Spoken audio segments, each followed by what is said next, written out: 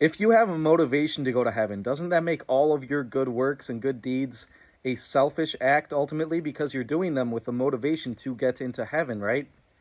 Well, Jesus gets around this, and he forms a foundation of love that all of humanity can connect with.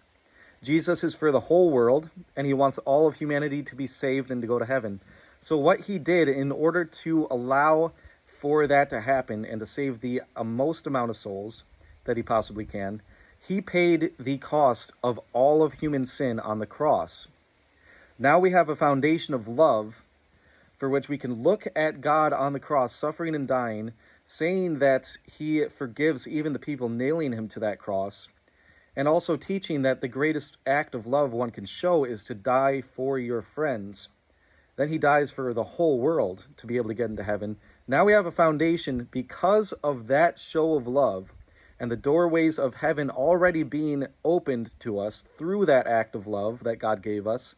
We have a foundation now to do good works because we understand that God loves us so much. If he was willing to suffer and die on the cross so that we could get into heaven, we should be willing to suffer in some cases and to do good, to follow God because of how much he loves us. That is the foundation for the Christian faith. That's a foundation for following Jesus and having a relationship with Jesus. It's not to be able to work your way into heaven. That's what religion teaches.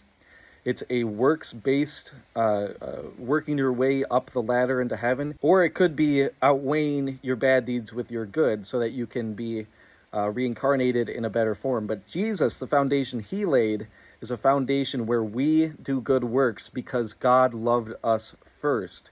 The doorways to heaven are open, and because we are grateful for that, because we're grateful for God's loving sacrifice, now we have a motivation of love to do good works for other people, to love other people. Thanks for watching this video. I hope it made sense. If you have any questions, put them in the comments section. Stay blessed, everybody. God bless you all.